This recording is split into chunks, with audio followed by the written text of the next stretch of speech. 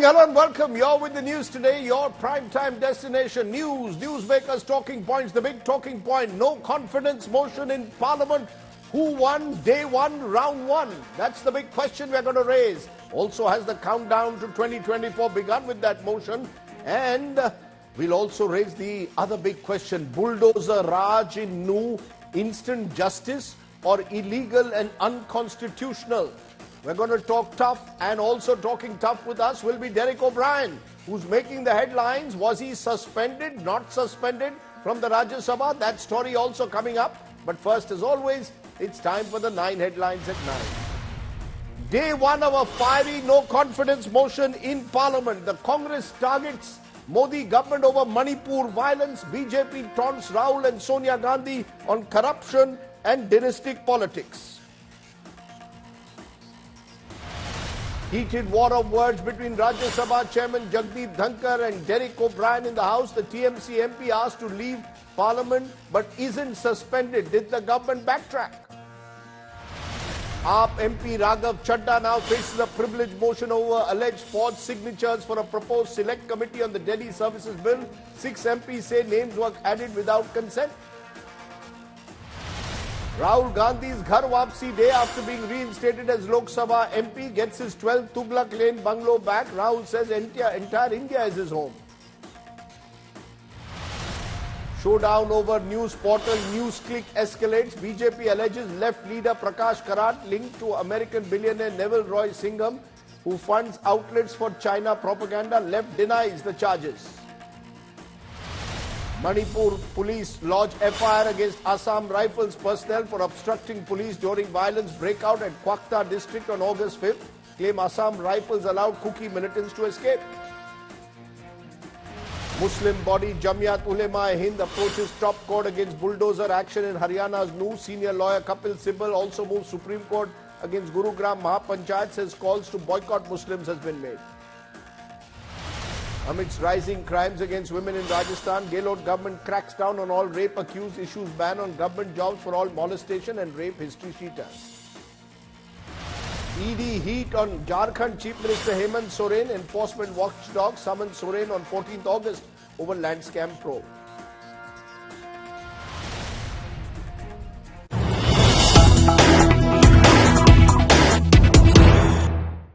But first, to a major controversy that's happened in Parliament today. Heated exchange between the Rajya Sabha Chairman and Vice President Jagdeep Dhankar and TMC MP Derek O'Brien. There's a controversy now over Derek O'Brien's outburst in the Rajya Sabha.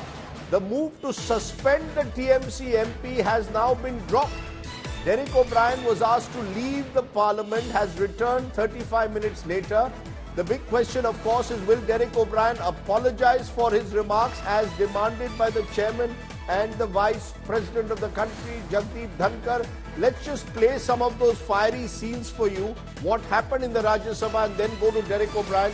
Listen into that fiery exchange between the Trinamool Congress MP and the chairman of the Rajya Sabha, the vice president, Jagdeep Dhankar. Take a look. Are you raising point of order? Rule book. First the rule. Under which rule? The rule is on page 92. Yes, which rule? The rule is 267. The leader of the opposition has been asking for a discussion on Bollywood. You allow the discussion on Bollywood. That's my point of order. Honorable members, I name Mr. Derek O'Brien. He must leave the house. I name him. Leave it over. Yes. I also move a motion for the suspension of Mr. Derek O'Brien for the remainder of this session for continuously and willfully disturbing the proceedings of the House, for disobeying the chair, and for continuously creating disturbance in the House. Respected sir, with your permission, I move the motion that Shri Derek O'Brien be suspended from the services of the House for the remaining part of the current session for his unruly behavior, unbecoming of a member of Rajya Sabha. Today, the 8th of August 2023, shouting slogans from the well of the House, thereby disregarding the authority of the chair and from his chair, disregarding every instruction of the chair, bringing disrepute and shame to this august house.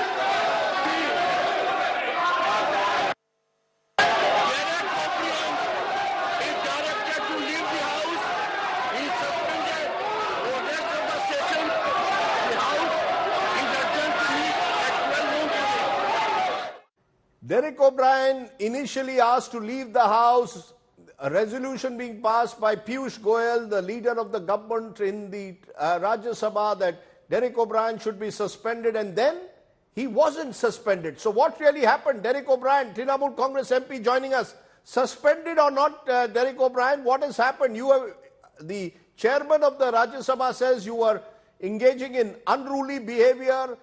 What really happened? Are you suspended or not? You see, I'm not the person who can answer that question. All I know is the rules of the Rajya Sabha clearly state that if a motion has to be brought, a motion has to be voted upon, and after that motion is voted upon, then the member can be suspended. No motion has been voted upon today, so perhaps you should have also listened, Mr. Sardesai, to the 2 p.m. what the chairman have to say. Mm-hmm. The issue is that, okay, the issue is not whether Derek O'Brien is suspended or not suspended. The issue is much, much bigger. By the way, there's no suspension. The motion hasn't been moved. The issue is a much bigger issue. And let's not, with all this, get distracted from that big issue. What is that big issue? The India Alliance, Congress, Trinamool, DMK, AAP, JDU, RJDs, SP, Shiv Sena, CPM, CPI, NCP, JMM, plus, of course, the Alliance plus BRS, all these parties together are making one appeal to the Prime Minister of India. Mm-hmm. Honorable Prime Minister, sir, you've never answered any questions ever in Parliament. You haven't come here for 19 days to speak on Manipur. You've come here in 2021 in the whole year for 4 hours. You campaign in 1 day in 4 hours. You pass bills in Parliament. 1/3 of those bills are anti-federal. Mr. Prime Minister, what can be so important that you don't want to come to Parliament? These are all members of Parliament. Mr. Prime Minister, you're the first Prime Minister of India to be born in independent India. Come to Parliament. Talk to us about Manipur. Even if you don't talk to us first, then listen, then talk. Mr. Prime Minister of India, you're a child of federalism. You were the Chief Minister of Gujarat. So Manipur is a state. Did you explode? Are you telling me you exploded because of the Prime Minister still continuing not to speak on Manipur in Parliament? He will speak, of course, in the Lok Sabha on the no confidence motion on Thursday. But what sparked off this sudden heated round between you and Jagdeep Dhankar? Derek O'Brien ko gussa kyun aaya? This is not, don't make it a matchup between the chairman of the Rajya Sabha and the parliamentary party leader of the Trinamool Congress in the Rajya Sabha. This is an issue which is going on from the 20th of July. The India Alliance parties have been trying to work out any way possible to get the Prime Minister to come. Please give me 1 minute to explain this. First, we've been asking every day for an emergency rule 267 discussion. Government is saying no to that. Prime Minister, come. Government has come up with a rule saying 176, which is a light discussion. My colleagues, actually, from the Congress, Jairam Ramesh, myself, Mr. Ram Gopal Yadav, Mr. Siva, 3-4 of us sat down in the CPM with the leader of the House and the Parliamentary Affairs Minister, and we said, listen, this was over tea. We want 267. You want 176. Here's an idea to discuss Manipur. People of India are not interested in your rules and the number of the rule. People of India want a discussion on Manipur. So we've given them a solution 4 days ago to come have a discussion. No, you are insisting that the Prime Minister be part of that discussion. That's where the breakdown has taken place. Absolutely. Mr. Sardesai, if the Prime Minister has the time to go for photo opportunities to release cheetah cubs, 9 of them which sadly die. In the last 10 days or last 1 month, the Prime Minister has been to 7 countries around the world in 30 days. If the Prime Minister of India can go and address the officers of the Indian Forest Service, by all means, if the Prime Minister can go to Maharashtra and get an award, congratulations to him. He can do all this.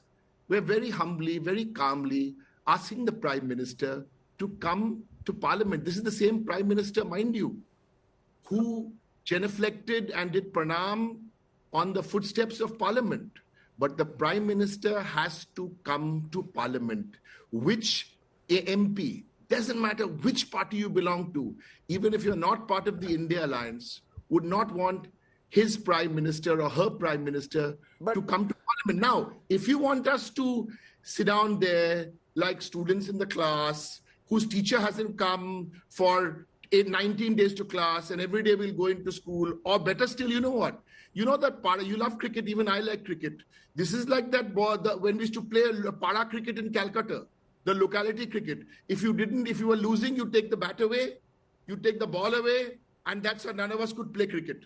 We want Parliament to function. No, you want Parliament to function, but you also want the Prime Minister to speak on Manipur. That's not happening in the Rajya Sabha, as a result of which the Rajya Sabha will not debate Manipur. What have you gained out of this? No, what do you want us to? Please, you give us a suggestion, Mr. Sardesai. You're a senior pro. We've even come off 267. We want the Prime Minister of India, if the Council of States wants the Prime Minister of India from the 20th of July now to the 8th of August and 11th of August to come to Parliament. Is it too much? Is it too much of a demand? Is it too much of a demand? Okay, we can try some. If something is making them uncomfortable, maybe the Prime Minister feels, no, I don't want to be facetious. This is a very serious issue. BJP have not even sent a delegation to Manipur. Let the Prime Minister not only come there, let the Prime Minister lead us.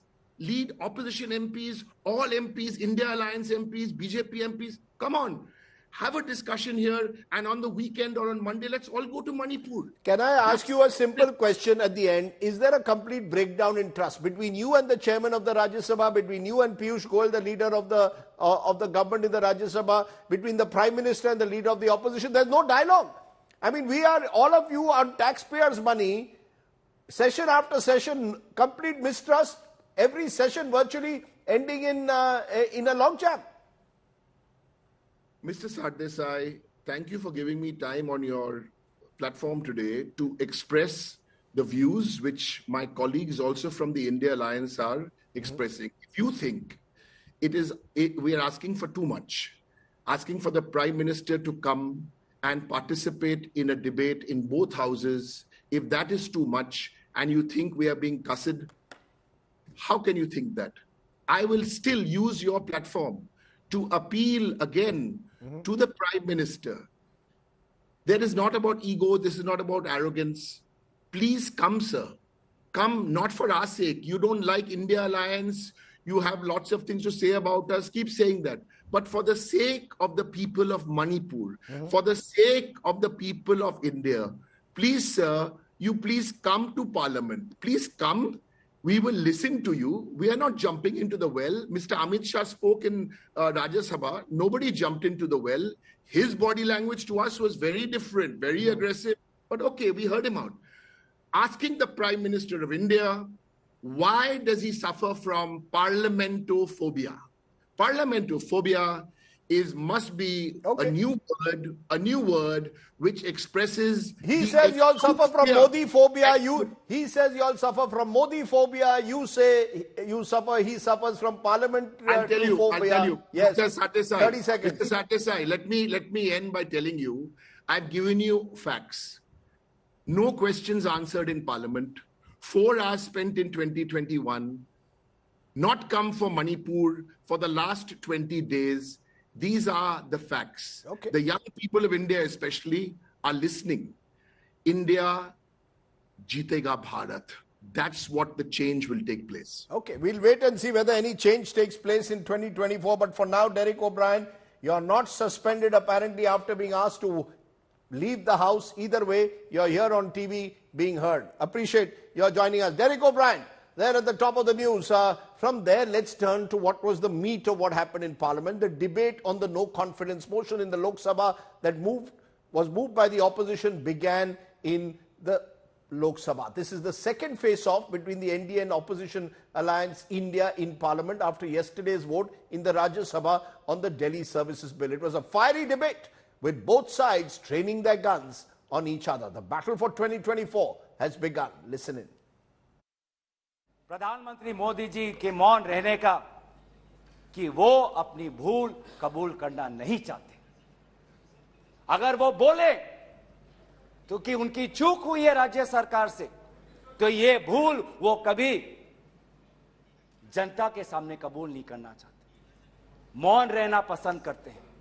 और ये पहली बार नहीं हुआ है, ये पहली बार नहीं हुआ है जब भारत के स्वर्ण पदक लाने वाले कुश्ती के महिला खिलाड़ी जब सड़क पे जब विरोध कर रहे थे तो प्रधानमंत्री मौन थे।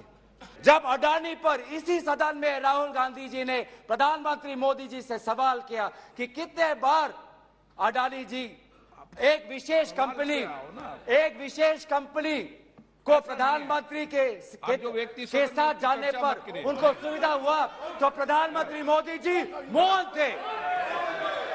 वर्षों से आपका नेग्लिजेंस, वर्षों से जो आपने नॉर्थ ईस्ट को अपने पे मरने के लिए छोड़ दिया, हैंड होल्डिंग करने के लिए आप सोचा नहीं है, उसी का नतीजा है। 2014 के बाद मोदी जी इस देश का जब प्रधानमंत्री के कुर्सी पर बैठे, उसके बाद एक भी पूरे नॉर्थ ईस्ट में नया कोई मिलिटेंसी गुट खड़ा नहीं हुआ। उस समय का तत्कालीन प्रधानमंत्री डॉक्टर मनमोहन सिंह जी तो खुद राज्यसभा, तो लोकसभा से नहीं आए थे, असम के सीट से, असम के कोटा से राज्यसभा के सदस्य बने, 2 बार प्रधानमंत्री बने। कभी भी विकास के नाम पर नॉर्थ ईस्ट का दौरा नहीं किया। पहले ही बैठक में प्रधानमंत्री जी ने एक ग्रुप बनाया और कहा कि हर एक 15 दिन में 5 कैबिनेट मंत्री और 7 राज्य मंत्री हर एक 15 दिन में नॉर्थ ईस्ट का दौरा करना है, और अभी भी चल रहा है। अभी यहाँ जितना मंत्री बैठे हैं सब ने लगातार गए हैं, वो भी वहाँ प्रदेश का, वहाँ राजधानी सिर्फ सीमित नहीं, दूर दराज गांव तक दौरा होता है और लोगों के साथ वार्तालाप करते हैं। यही सोनिया जी का मैं बड़ा सम्मान करता हूं सर। सोनिया जी, मुझे जो लगता है कि उनके पार्टी की उनकी 2 मनस्थिति है। वो एक हिंदू सभ्यता संस्कृति में बिलीव कर रही हैं, इसीलिए अलौकिका पंडिता की तरह जो पूरा किताब में लिखा हुआ है कि क्या क्या करना चाहिए एक भारतीय नारी को, उसका पूरा का पूरा पिक्चर सोनिया जी देती है। उनको 2 काम करना है, बेटे को सेट करना है और दामाद को भेंट करना है।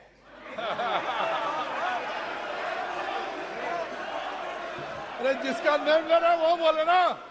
हम ये पूछना चाहते हैं कि 18 राउंड मिलिट्री टू मिलिट्री बातचीत हुई है चीन के साथ, और 18 राउंड में क्या निष्कर्ष निकला है? क्या ये बात सही है कि जितने बफर जोन बने हैं वो सारे बफर जोन भारत की सरजमीन में बने हैं?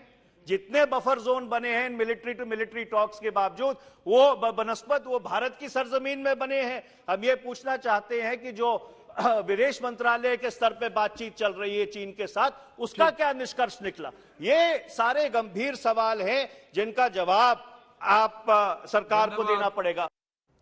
Okay, so the opposition's talking points, let's summarize them. Manipur ethnic clashes, the Prime Minister has been silent. Price rise, the government hasn't done enough in recent months to check it. The Chinese intrusion, complete non-transparency. Misuse of institutions, governments being toppled, and communal strife being increased. This is the opposition charge. What are the government's talking points on day 1 of the no confidence vote? Northeast, the government says, has not been neglected in Prime Minister Modi's time. Rahul Gandhi symbolizes dynasty politics. The Congress is a corrupt party. Modi is a world leader. The Prime Minister is being victimized over his OBC status, and the so-called India coalition is a coalition of compulsion. These are the big talking points both sides have made. The big questions though, who won round 1, day 1 of that no confidence vote? Is the Congress setting the stage for Rahul versus Modi? Rahul Gandhi not speaking today, likely now only to speak on Thursday as the countdown to 2024 begun.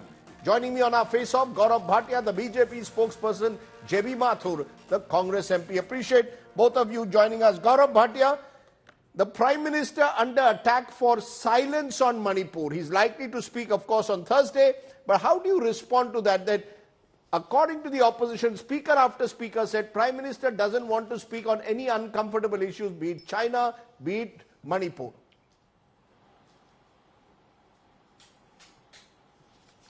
So Rajdeep, I'll come to each of the issues you just discussed. But I must say that you call a member of parliament, Mr. Derek O'Brien, who's not famous for his conduct inside the parliament. He makes allegations against the government and he's given a clean floor.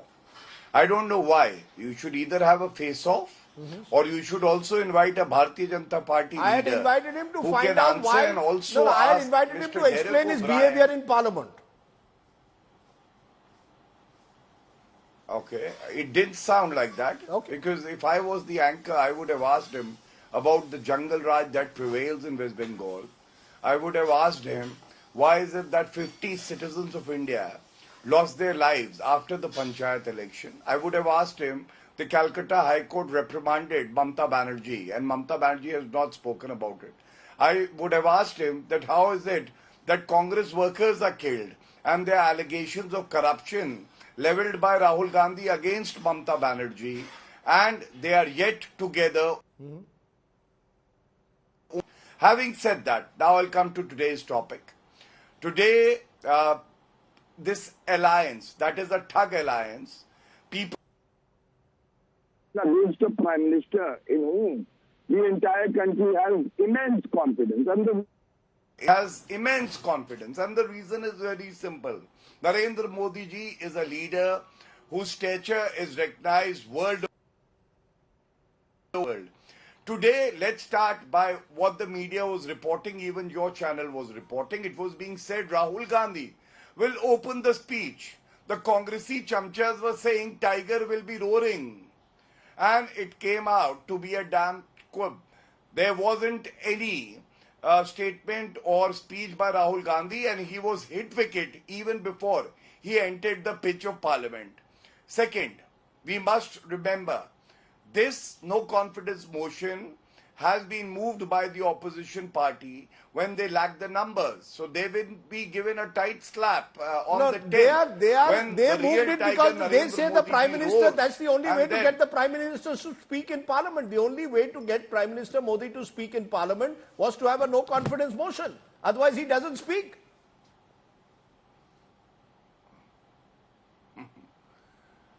Rajdeep, last time I remember in 2018 also there was a no confidence motion that was brought in and Congress party and other opposition parties suffered a very humiliating defeat. If you want to talk about Manipur, let me make it very clear that Amit Shah ji on the floor of the House even yesterday said that I invite the opposition parties to have a discussion on Manipur alone. That would be a discussion in both houses. Unlike the no confidence motion, that would be a discussion only in the Lok Sabha. Second, Amit Shah ji very categorically said this also, that there would be no time limit. I ask myself, if they were concerned about Manipur, why is it that today the Congress leaders, the Samajwadi Party leader, they discussed China, they discussed inflation, they discussed ED CBI, they discussed petrol diesel prices, they discussed employment and unemployment numbers, farmers and institutions being destroyed. That itself shows the hypocrisy of the opposition, that if Manipur was such an important issue for them, then I think they should have stuck to Manipur to discuss every aspect of it threadbare. Gaurav Gogoi focused on Manipur. I mean, a no confidence motion can be on a variety of issues. Okay, so let me now answer. Now, Manipur incident, a ghastly incident where two of our sisters were paraded naked. I think it puts us to shame.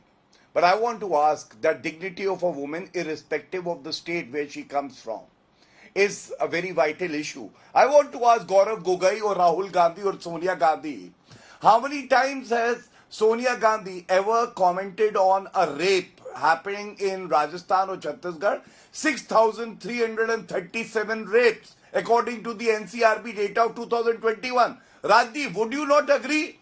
Those women are also entitled to the same dignity when we discuss the women of Manipur. Second, the Chief Minister Ashok Gehlot says that 50% of the complaints lodged by women are fake.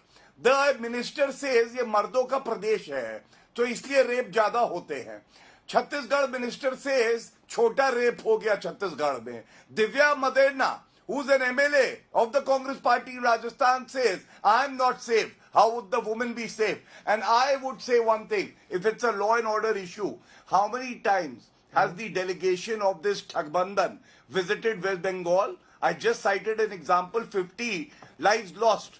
Has this Thakbandan cared to go there? How many times have you done a show asking Gandhi Parivar, either Rahul Gandhi, Priyanka Vadra Gandhi or Sonia Gandhi about the 6,337 rapes that have happened in Rajasthan? Six times the number of Uttar Pradesh. Place in Rajasthan, Bengal, Chhattisgarh, Manipur, we'll speak out. We have done stories on all, but how many debates? No, 1 minute. Give me one debate.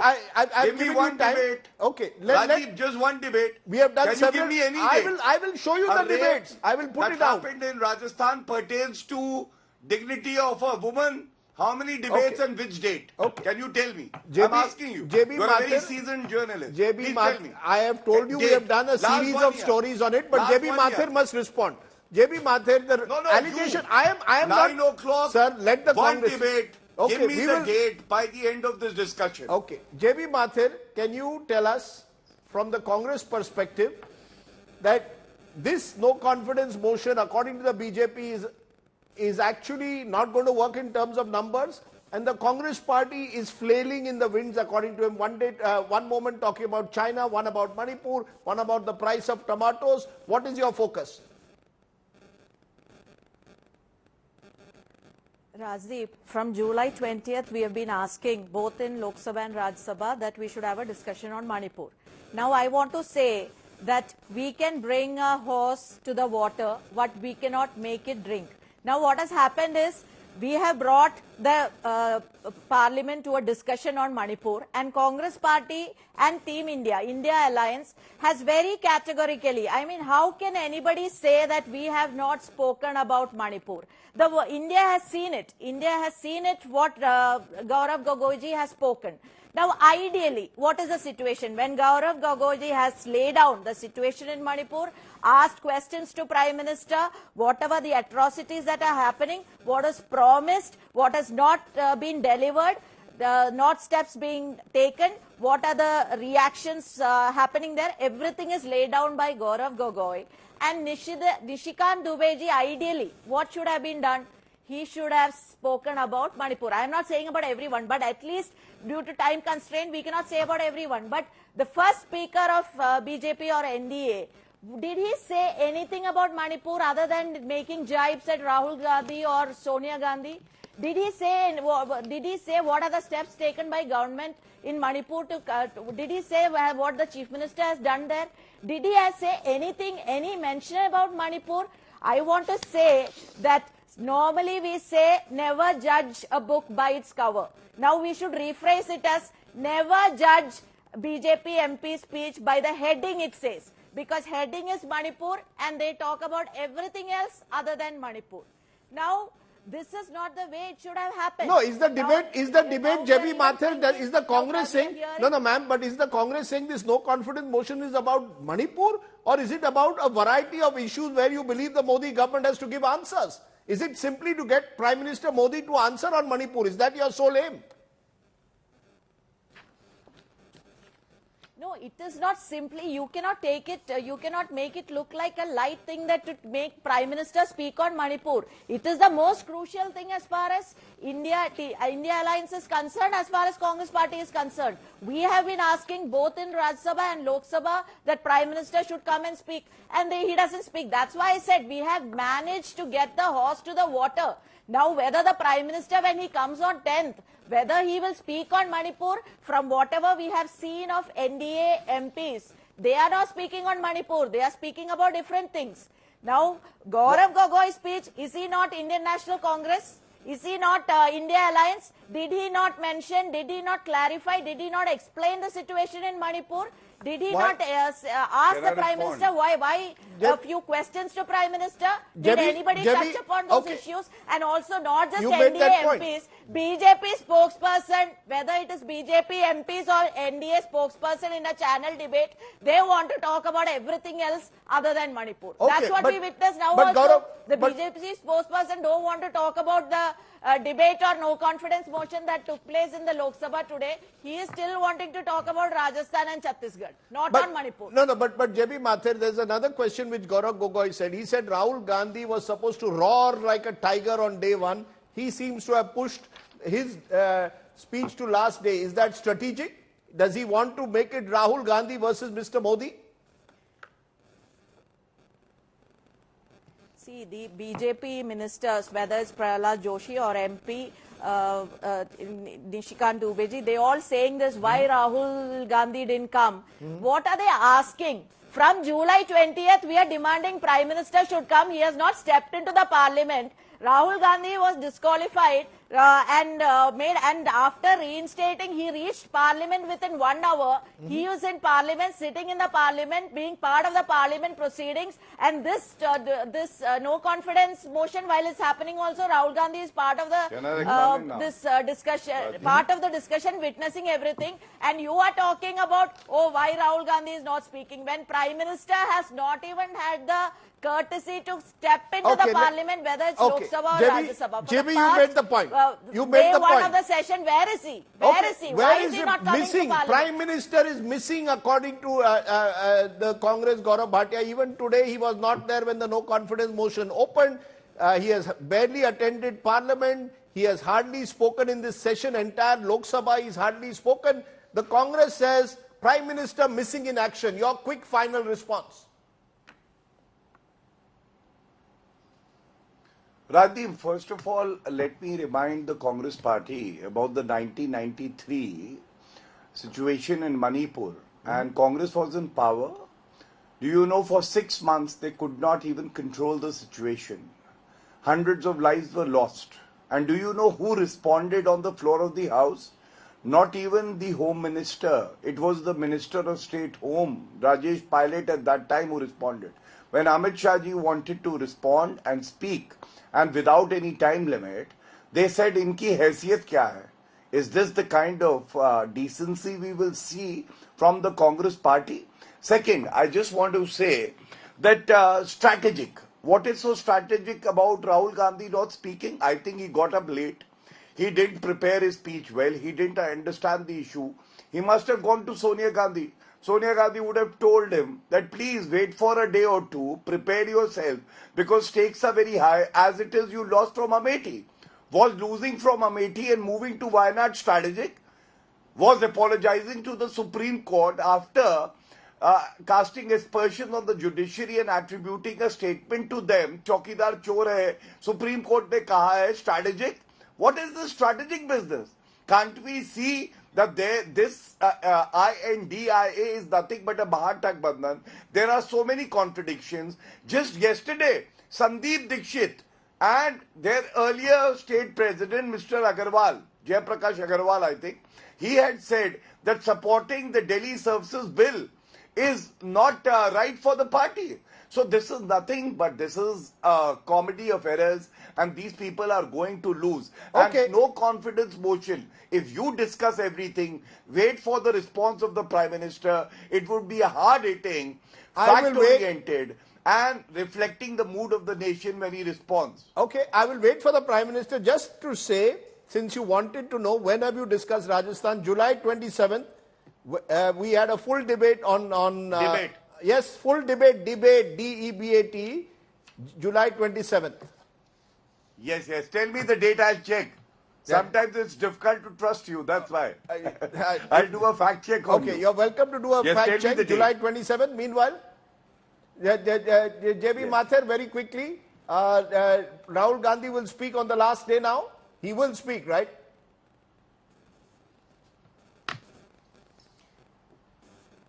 Rahul Gandhi has been continuously voicing for all the concerns. Now, why is everybody behind? Why Rahul Gandhi is not speaking? I don't understand. Like, Rahul Gandhi was disqualified. Rahul Gandhi is there in the parliament witnessing everything, and Prime Minister is missing. The lives are lost in Manipur. People are displaced. Women are getting raped. Manipur is burning, and Prime Minister is not even in the house for a single day or single hour. Rahul Gandhi has been voicing both outside, inside, and you will see it. Okay, we'll wait and see. Rahul Gandhi and Narendra Modi, both slated most probably to speak on Thursday. Watch out for that. For now, Gaurav Bhatia, JB Mathur, for joining me on round one of Vote of Confidence. Thank you very much. Let's turn from there to our other big focus. The Haryana bulldozer action in Nuh has now reached the Supreme Court. Senior counsel today, Kapil Sibal, moved to the top court not just against the bulldozer action but also against the Gurugram Mahapanchayat, which called for an economic boycott of Muslims. The Mahapanchayat, which was called to oppose the police crackdown on village youths, urged people to stop renting out houses and shops to Muslims. Kapil Sibal raised the issue before Justice Chandrachud and said that this was clearly unconstitutional. Let's take a look at what's been happening on the ground in Nuh when it comes to bulldozers that seem to be taking on one community. Take a look.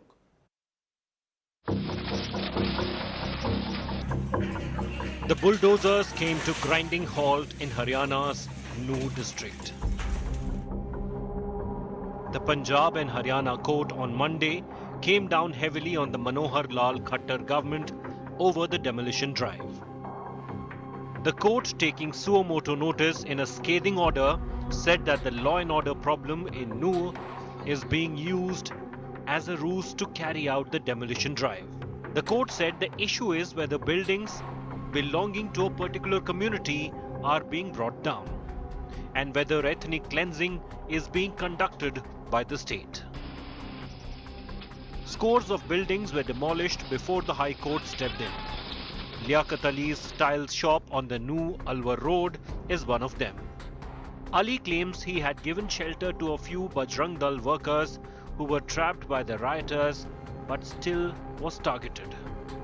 फिर वो जब झगड़ा होके नहीं आए इधर वो बजरंग दल वाले 4-5 बंदे जब वो घेर लिए वो झगड़ा करने वालों ने तो वो इधर आए भाग के नहीं तो शटर खोली शटर के अंदर वो ले लिए फिर शटर लगा के नहीं अंदर से ताला लगा दिया हम वो हमारे पास 5-6 घंटा रहे हैं ठीक है उनके जैसे हमारे पे हुई चाय पानी भी उनके करी हमने और उनको जब थोड़ा शांति होगी तो उनको गाड़ी में बिठा के नहीं फिर थाने में उनको छोड़ के नहीं आए. Ali rejects allegations of any role in the violence.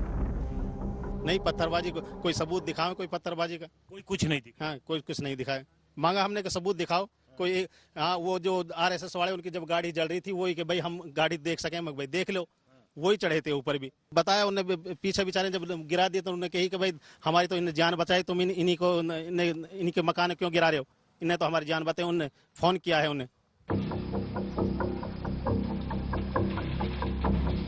People at the receiving end allege the bulldozer action is targeted at one community. ये असल में जी जो दुकान है ये सब मुसलमानों की है लेकिन हाँ हिंदू इनमें रहते हैं किराए पे लेकर और दुकान ये मुसलमानों की है. अब जाहिर सी बात है भाई ये पूरी मुसलमानों की मार्केट है दुकान है वो किराए पे रहते थे लेकिन एक कार्रवाई तो भाई यही है कि भाई मुसलमानों को ही गिराया जा रहा है. Residents in the area claim no notices were issued to the owners before bulldozers were unleashed. जो गरीब आदमी भी है उनके पेट पे लात मारी जा रही है जैसे हर किसी बंदे का एक जरिया होता है कमाने का तो किसी के भाई रोड पे दुकान है तो कैसे कैसे गुजारा कर रहा है वहाँ रह के तो उनकी जो फोटूट हो रही है वो गलत हो रही है बिल्कुल. यहाँ वो जो भी जैसे बुलडोजर चला रहे हैं सर जो अवैध कब्जा है सर उसको हटाए उसके लिए भी नोटिस देना चाहिए. पहले वो अपने कम से कम मकान में से सामान को निकाल लें और जो अचानक आज ही नोटिस दे आज ही मकान फूटे तो नुकसान तो होगा ना. तो सबको नोटिस दें हिंदू भाई को भी मुसलमान को भी कम से कम और जो अवैध कब्जा बस हटा ये तो गलत है अचानक से जाकर के बिल्डोजर चला दिया ये तो बेतुका. From Uttar Pradesh to Madhya Pradesh to Haryana, bulldozers have become a favored mode of crackdown in BJP-ruled states. But how legal are these tools of providing so-called instant justice? The courts are yet to give a clear view on this. With Sushant Mehra and Himanshu Mishra, Bureau Report, India Today. So are the bulldozers being targeted at one community as was alleged in the courts? Is this instant justice or is this an illegal crackdown? Colin Gonsalves, Senior Advocate, Supreme Court is with us. Siddharth Yadav is BJP spokesperson from Haryana is with us. Appreciate both of you joining us. Colin Gonsalves, is this instant justice if these are the areas from where stones were thrown according to the police in Haryana? Why should the government of Haryana or the local authorities not act against the residents there who are involved in illegal activities? Is the charge being made? I think, Rajdeep, the way you put the question itself has the answer. Let us suppose people standing on a building throw stones. Does it mean that a government-sponsored bulldozer action is permissible to destroy building after building after building? In law, there's a principle called proportionateness. You throw stones and therefore you break buildings of people one after the other. And I tell you, Rajdeep, this is only happening because our judiciary has failed us in these kind of cases. And our judiciary has become very insensitive when it comes to housing for poor people. No, the Punjab and Haryana High Court moved yesterday and put a stay on all these demolitions. No, you're right. It's so surprising and so fresh. I was so stunned when the Punjab and Haryana High Court said, this is ethnic cleansing. It's sharp language, strong language. This is how the judiciary should be.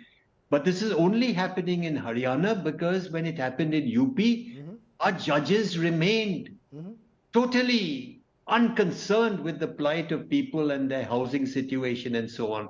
So the Punjab and Haryana has done something extraordinary, and I applaud those judges, not only for stopping the demolition boldly, they did it suo motu without anybody approaching them, and they used the word ethnic cleansing. This bulldozing is directed against a community, a minority community, and it's only because the minority community exists and the politics of the ruling party is against the minority community that the bulldozers are set out. I applaud the Punjab and Haryana High Court for their incredible stand, even in the face of the Supreme Court generally showing very little interest in matters relating to demolitions in UP. UP got away with it completely. Can I just stop you for a moment? Siddharth Yadav, respond. These are words that were used by the Punjab and Haryana High Court saying you cannot just go in and bulldoze houses without adequate notice. It's not enough to say that this is where the riots took place, we are bulldozing houses. That's not the law of the country. Is there a recognition that what happened in Haryana, the demolition, was illegal, or is it simply to widen the divide, to show to the Hindu voters, देखो मैंने मुसलमानों के घर demolish कर दिए, उन्होंने वहां आतंक फैला दिया? Is that the reason? Is this to stir some kind of a Hindu-Muslim divide on the ground? Where is the rule of law? Absolutely not, Rajdeep. And whatever is happening according to the rule of law. The governments are responsible that no illegal occupation happens. There's no encroachment of government land by any, be it by mafias or by any individual of the country. And the government is taking action on the same. The High Court has observed on something on the procedural issues, and we have respected the High Court's observations, and we have stayed the demolitions for now. But we are very committed that we will take back every piece of land which is illegally encroached. No, but did it require a riot to wake up to this? Let's assume that there were illegal encroachments that need to be removed. Did it require a riot for that to happen? Even if there's an illegal encroachment, there needs to be some kind of a process that is followed. You can't go overnight and just remove houses. The point is, there must be a process. India, as of now, follows a due process of law, and governments must also follow it, Siddharth. Yes, absolutely. India always follows a process of law. No, it doesn't. And it is for the courts. It is for the courts to decide, Rajdeep, not for you and me, not on a television. No, the courts decided yesterday. The courts suo moto decided that the law was not being followed. It did not. Rajdeep, it did not. It did not. Court has observed. The next hearing is on 11th. Court has observed for now. The matter is going to go on. We have seen earlier cases also. The UP bulldozer case also came up in the Supreme Court. The Supreme Court observed that we cannot put an omnibus ban on demolitions. The Supreme Court said this. Our High Court has an opinion. The case will go on. In this also, there's a due process of law. So we can't just be jumping the gun. But when it comes down to the question that you asked me, that is it only against, is it, you meant to ask that, is it a vendetta by the government? It's absolutely not. Okay. You must understand, I'll reverse your question. If the government gets to know there are illegal occupations there, should the government keep quiet? Should the government not move ahead?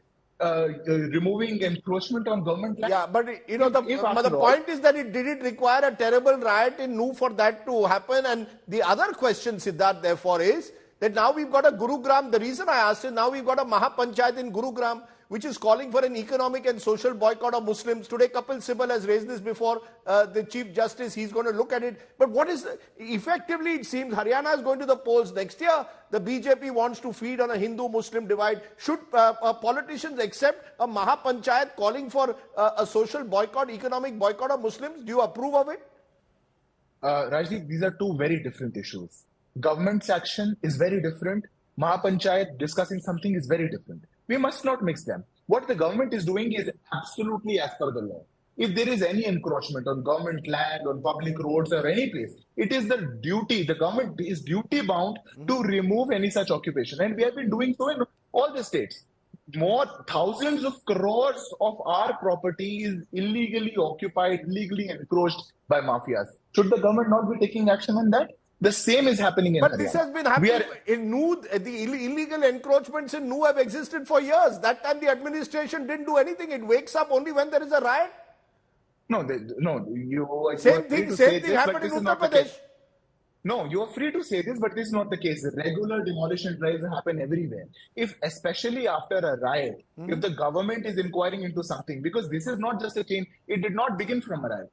The link that you are trying to draw, that after riot such thing has happened, I think the link should be drawn that after the investigation by Haryana police over cyber crimes in Mewat happened, more than 5,000 policemen went there, nabbed a lot of people involved in cyber crimes. After that, the riots have happened. We have seen a lot of people accused in those cases also rioting there. And the demolitions are following. So if the government gets to know that there are certain entities, certain places where such criminal activities are going on, and the government is taking action upon those, it's absolutely by the law. And the government is duty bound to do it. Can I give Colin Gonsalves a final word? Colin Gonsalves, there'll be a perception out there, viewers also watching, look, they saw the riots, they will believe that these are people, according to authorities, there are Rohingyas who are illegal immigrants who are living in Nu, their houses have to go. What's wrong if the government believes illegal encroachments have to go?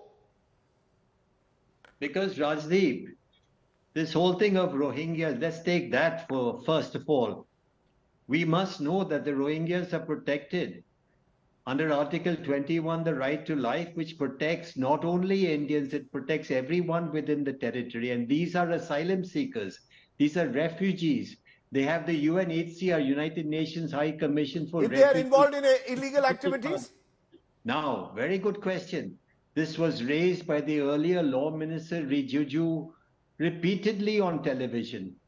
And in that television debate, I reminded him that there is not a single case in the country reported of Rohingyas engaging in serious crimes. A small fight here and a small fight there. And I can remind you when Rijuju said about Jammu and Kashmir, that there are anti-national Rohingyas who are engaging in anti-national activities. The Director General Police of Jammu and Kashmir made a statement on television that we have checked all the areas where the Rohingyas stay, and there is not a single Rohingya terrorist in the country. And then Chief Minister Mamata Banerjee made a statement that we can confirm that the DGP statement is correct. There is not a single Rohingya terrorist in the country. So what you're saying... It's all empty talk. Okay, you're saying this is empty talk. This is designed to discriminate and target a particular community. I wish, Siddharth, we had longer time on it. We'll keep this debate going. We are going to look at what the Supreme Court does. This is a critical issue. Can you use a bulldozer as justice, as instant justice, or must you follow the rule of law? To my mind, it seems very simple and follow the rule of law. Think about it. If you're in a middle-class colony and a home was to be destroyed, you'd be up and about. When it happens in Nu, You don't seem to be as concerned. That's my big beef at the moment. But I appreciate both my guests joining me on the news today. During the riots that have taken place, not just in Nuh, but across this country over the years, Hindus and Muslims have both suffered over the years. India Today had reported on the plight of Kallu Mia, whose shop in Gurugram was set on fire during the violence that followed Nuh. Kallu had nothing to do with what had happened in Nuh. He was totally innocent. Today we have some good news. After we showcased that story, a few activists in Gurugram came together and have helped Kallu Mia set up his shop again. It's our good news today story. This is a story which is across all religions. It shows that the future of this great country lies in tolerance, in reaching out to each other, in building bridges, not constructing walls. Whether it's Hindu or Muslim, anyone who suffers, anyone who's a victim, deserves our support. Think about it. I leave you with that story. Jai Hind, Namaskar, good night, Shubhratri. Kallu Mia's mattress shop was targeted in the retaliatory attacks in Gurugram after riots broke out in Nuh. The video of Kallu Mia trying to douse the fire had gone viral then. सारा सामान मेरे कपड़े लत्ते सारे कुछ सब कुछ जल गया मेरा। कितने रुपए का सामान होगा? अरे बहुत रुपए का सामान था। मैं तो रात दिन यहीं रहता था। मेरे तो घर भी कुछ ना, मेरा तो इसमें ही जो कुछ था। अरे इसमें तो 3 लाख का नुकसान है। क्या करूं बताओ? चलो चलो जी, नारियल फोड़ो। Now help has reached Kallu Mia. A few social activists led by Yogita Bhayana have raised funds to help the senior citizen get back on his feet. Kallu and his son have set up a new shop just 20 meters away from the old one in Gurugram's Sector 67. Kullu जी का सामान फिर से, कल्लू जी की जिंदगी वापस। जब आग लगी थी दुकान में तो मतलब कहाँ से खाने को आएगा और कहाँ से मतलब कमाई होएगी, तो इसलिए दिक्कत हो रही थी बहुत ज़्यादा। तो इसलिए योगिता मैम आई कल, उन्होंने हमारी दुकान को ओपनिंग कराई और कुछ मदद भी करी थी। और जब से मैं यहाँ पे बैठा हूँ माशाल्लाह, जब से सब कुछ बढ़िया है। Kallu Mia's family are from Amroha in Uttar Pradesh. Gurugram is where they earn their livelihood and they plan to stay here. This family was in tension. Kallu Mia was left with no job, no work that to make his income, to run his family, to provide food to his family. But people from civil society like Yogita Bhayana came up here. She helped the family, and now you can see again the family has got a reason to smile. With cameraman Mridul Mohan and Molnath Bali from Gurugram.